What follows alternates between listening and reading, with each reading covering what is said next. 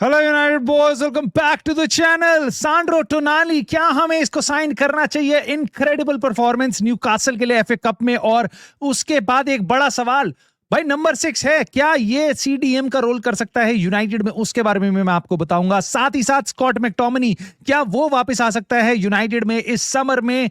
क्या हम slaughter back के लिए जा रहे हैं इन द बैक? और मेसन माउंट, क्या अब उससे हमें बेसिकली सेल कर सकते हैं, हम छुटकारा मिल सकता है?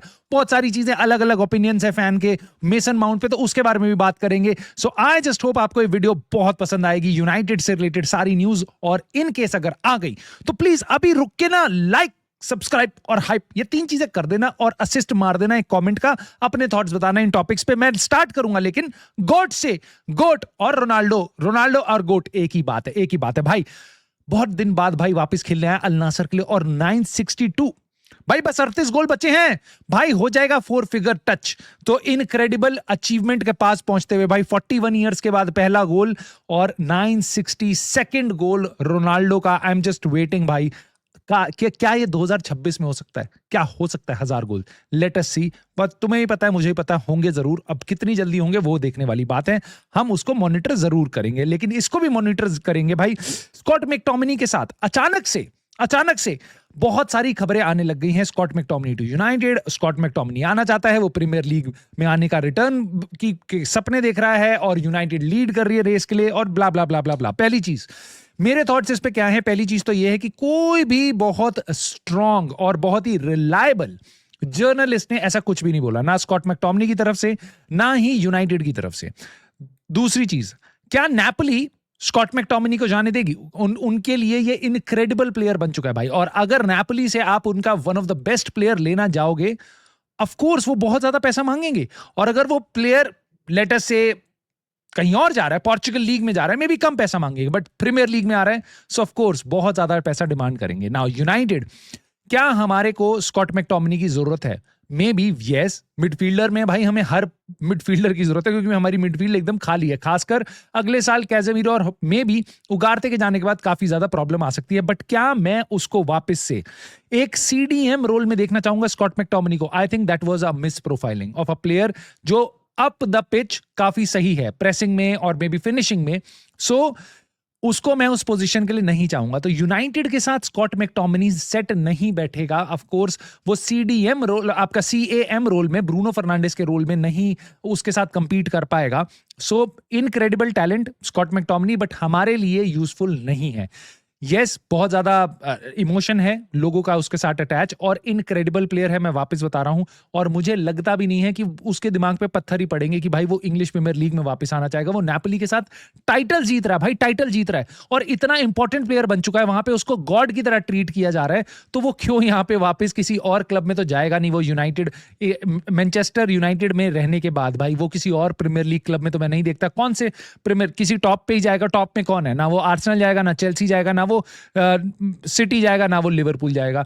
सो I don't think so this is true. But since ये काफी ज्यादा जगह मैंने देखा था, इसलिए मैं आपसे बात करना चाहता था। बट ये बंदा, इस बंदे को मैं सच बता रहा हूं, मैं बिल्कुल चाहूंगा यूनाइटेड इसको साइन करे। नाउ ये बात मैंने कल के एक शो पे बोली थी, द यूनाइटेड टॉक में, जहां पे हम बात कर रहे थे। आई वाज सेइंग कि भाई सांड्रो टोनाली है। कुछ लोग मेरे को बोल रहे थे भाई he is not a number 6, he is not a number 6। So hold on भाई, जब वो एसी मिलान में खेलता था, उससे भी पहले ब्रेसिया के लिए खेलता था, वो खेल चुका है भाई, डीप लाइंग मिडफील्डर वो खेल चुका है, वो एज अ कंडक्टर खेल चुका है। इसीलिए उसको बताया जा रहा था भाई उसको बहुत ज्यादा आंद्रे पिर्लो से, जब ये बहुत यंग था ना, तो कंपेयर किया जाता था, क्योंकि वो उस पोजीशन में खेलता था। और मोस्टली मुझे पता है, चाहे वो इटली में हो, चाहे वो एसी मिलान में हो, या आज की डेट में न्यूकासल में हो, वो डबल पिवट में खेलता है, एंड ही इज बहुत ही incredible number 8 box to box midfielder, जो इस टाइम पे आपकी पोजीशन में कोबी मेनू है आपकी टीम में, राइट? बट ये अपने दम पे नंबर 6 का रोल, जो आज की डेट में कैज़ेमीरो अपना रहा है भाई, he is really good defensively, and then he can take the ball तुम्हारे बैक से, और उसके बाद he can spray the passes. He can, इसकी पासिंग रेंज इनक्रेडिबल है, अपने आप कैरी भी कर सकता है बॉल, स्पीड, इंटेंसिटी, सब कुछ बहुत बढ़िया है इस प्लेयर की। और भाई आज इसने गर्दा उड़ा दिया भाई। टॉटनम के अगेंस्ट इनका एफए कप गेम था, और टॉटनम 1-0 अप थी भाई, उनको रेड कार्ड भी मिल गया था। बट उसके बाद भाई सांड्रो टोनाली ने एक बढ़िया शूट मारी और 1-1 कराया, और उसके बाद और बढ़िया शूट मारी और 2-1 कराया भाई, दोनों के दोनों गोल इसने मारे हैं। आई थिंक अल्टीमेटली वो 3-1 से जीते हैं, वोल्डेमार्ट ने लास्ट गोल मारा है।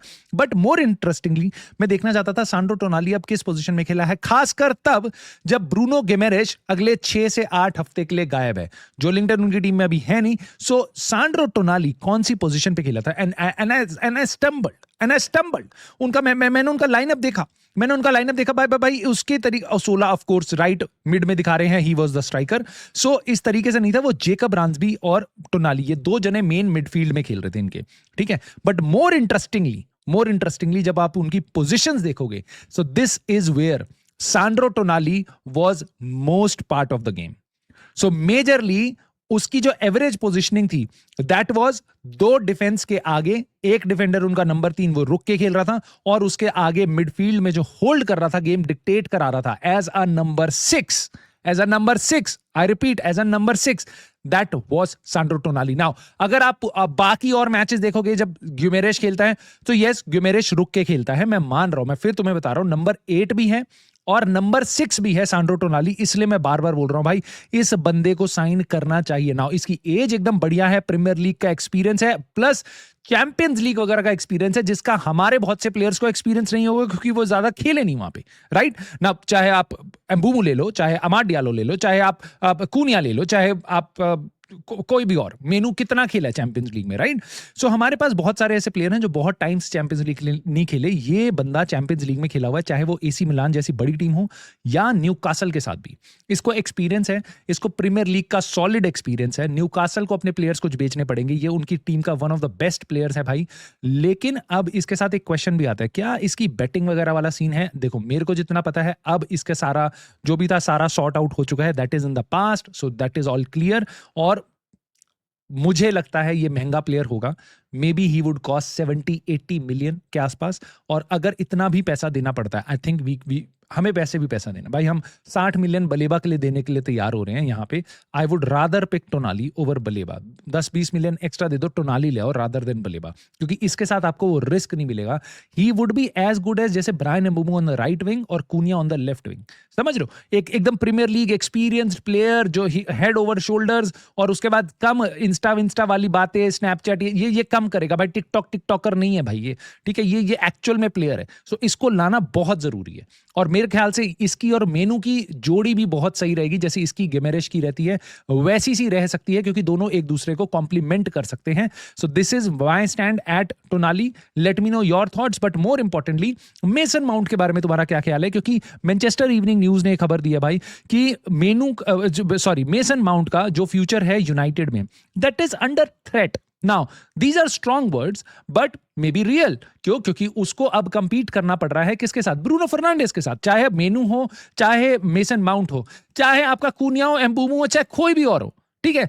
अगर ब्रूनो फर्नांडिस तुम्हारी पोजीशन पे है ना, तो यू आर अंडर थ्रेट, तो तुम बेंच पे ही हो, क्योंकि ब्रूनो फर्नांडिस भाई अलग है, तुम जानते हो, मैं जानता हूं, अलग है। No disrespect to Mason Mount, but ये सीन एक्चुअल में। नाउ सबसे बड़ा कंसर्न मेसन माउंट की इंजरी, कितने गेम अगले सीजन भी रहेगा, कितने गेम हमारे लिए खेलेगा। सो अगर by chance if there is a club, जो इन्होंने बताया है मैनचेस्टर इवनिंग न्यूज ने, कि अब एक स्पॉट के साथ वो ब्रूनो फर्नांडिस के लिए लड़ाई कर रहा है और यूनाइटेड 20 मिलियन में भी उसको सेल कर सकती है ना, ये फिगर बिल्कुल ठीक है इस टर्म्स में कि यूनाइटेड को इसमें लॉस नहीं होगा, ठीक है, लॉस नहीं होगा। क्यों? क्योंकि हमने 55 मिलियन का 4 साल पहले खरीदा था ये प्लेयर, सो और 5 साल के कॉन्ट्रैक्ट पे, तो अब हमें इस सीजन के एंड में 11 मिलियन का इसकी और पैसा देना है हमें चेल्सी को, बट उसके बाद ये बंदा फ्री है हमारे लिए, ठीक है। सो हमारे लिए अगर हम इसको 20 में भी लेते हैं तो हमें 9 मिलियन का 11 मिलियन बचता है हमारा, 55 के 5 इंस्टॉलमेंट में अगर हम पैसा देते हैं तो 11 मिलियन पर सीजन हमारा, इस सीजन के बाद भी एक 11 मिलियन की इंस्टॉलमेंट रह जाएगी। तो अगर 20 मिलियन में 15 मिलियन में भी आप बेचते हो, आपको बहुत ज्यादा प्रॉफिट नहीं होगा, बट आपको लॉस नहीं होगा,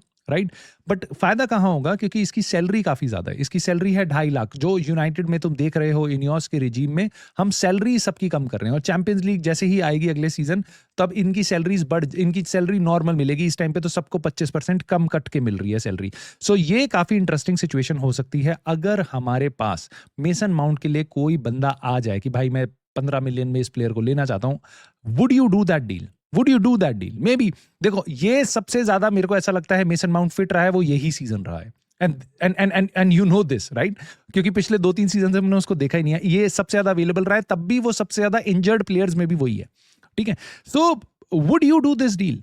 क्या तुम्हें लगता है वो कंसिस्टेंटली ब्रूनो फर्नांडिस की पोजीशन पे खेल सकता है? जितनी बार वो खेला है, क्या तुम्हें वो कन्विंसिंग लगा है कि नहीं भाई ये बंदा बहुत सॉलिड है हमारी टीम के लिए? Yes, emotional attachment United fans का काफी है इस प्लेयर के साथ, क्योंकि सबको पता है बहुत एम्पैथेटिक हैं लोग इसकी तरफ, क्योंकि ये he has been through a lot.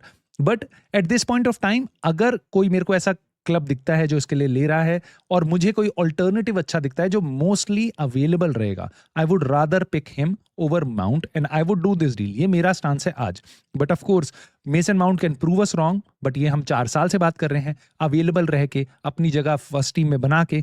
May be आप अगर ब्रूनो फर्नांडिस के साथ नहीं लड़ सकते, आपको लेफ्ट विंग पे लड़ने के लिए कौन मना करता है? आप लेफ्ट विंग भी खेल सकते हो, आप राइट विंग भी खेल सकते हो। तो फ्लेक्सिबिलिटी, वर्सिटैलिटी, कोई भी मैनेजर जो आया है, एरिक टेन हाग loved him, Amorim loved him, I am pretty sure Carrick also loves him. So anyone who has seen Mount play in training, they all love him because player में talent है, but availability is the biggest जो यहाँ पे hindrance है mason Mount के साथ। Now moving on to the last topic भाई, Schlotterbeck के साथ बिल्ड कह रहा है कि यूनाइटेड ने उसको टॉप डिफेंसिव टारगेट बनाया हुआ है, और उसकी बॉल प्लेइंग एबिलिटी और लीडरशिप जो बहुत इंपॉर्टेंट है यूनाइटेड की नजरों में, और रियल मैड्रिड और बहुत से बड़े क्लब्स इसको देख रहे हैं। ना मेरा नजरिया इस पे क्या है भाई, श्लॉटरबैक एक ऐसा डिफेंडर है, 26 साल का है, 6 फुट 3 इंच का है, और मेरे ख्याल से उसकी भाई एरियल एबिलिटी वगैरह काफी सही है और पासिंग एबिलिटी काफी अच्छी है। बट प्रॉब्लम इज कि अगेन वो लेफ्ट फुटेड है। Do we need a left footed centre back? I think we have Licha, I think we have at the back Ayden Heaven, ठीक है, जो लीचा की जगह खेल सकता है। और अगर खुदा ना खास्ता बहुत ज्यादा प्रॉब्लम आ गई तो Luke Shaw can also slot in that location, right? Now with everything going on, I would rather bring a center back जो right footed हो, जो डीलेट के साथ कंपीट करे, और जो हैरी मैग्वायर के साथ कंपीट करे। सो यस, हमारे को डिफेंडर चाहिए, बिल्कुल चाहिए अगले सीजन, बिल्कुल हमें बहुत सारे प्लेयर्स चाहिए भाई, क्योंकि इंजरीज का हाहाकार मचेगा यूनाइटेड में अगले सीजन, ये मुझे पता है, आपको पता है।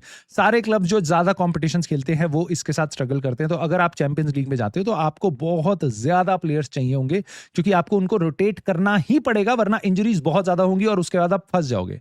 सो yes, we definitely need an experience centre back, right? क्योंकि इन एक्सपीरियंस के लिए हम पे ईडन हेवन है, लेनी ऑरो है, हमें एक्सपीरियंस सेंटर बैक चाहिए।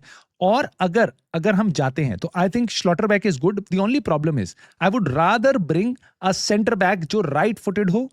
बट अगर मेरे को कोई और हमारी रडार में नहीं है, जो मुझे लगता है हमारी स्काउटिंग इस टाइम पे बहुत अच्छा काम नहीं कर रही है, so maybe I would go with Schlotterbeck. But yes, interesting चीज ये है कि उसके लिए बहुत सारे क्लब्स उसको देख रहे हैं, एज उसकी काफी सही है, उसको टाइम लगेगा मेरे ख्याल से एडजस्ट होने में, क्योंकि ये बुंडसलीगा में खेल रहा है, बट जर्मनी के लिए भी खेलता है और वापस आएगा ईपीएल में, तो इसको टाइम लगेगा सेटल होने में, जो कोई दिक्कत नहीं होगी, क्योंकि इसको पहले गेम से हम नहीं बोलेंगे भाई तू जा खेल, वरना हमारी टीम हो जाएगी फेल। तो हम ये काम नहीं करेंगे जो हमने पैट्रिक डोरगू के साथ किया था, शुरुआत में लेनी और के साथ किया था। इसको हम टाइम दे सकते हैं क्योंकि हमारे पास सेंटर बैक पोजिशन में प्लेयर्स हैं नाउ।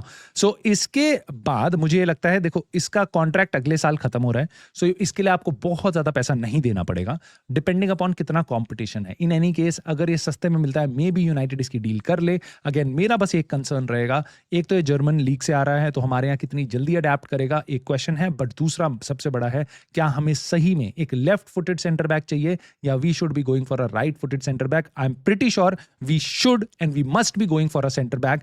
ये बहुत बड़ी नीड है टीम की, प्लस बहुत सारी और हैं। बट आपकी राय मैं जानना चाहता हूं, कमेंट्स में प्लीज मुझे बताना। लाइक सब्सक्राइब हाइप कर लेना। शाम को मिलेंगे एक स्ट्रीम में, लाइव स्ट्रीम में, and I will see you soon in the very next video.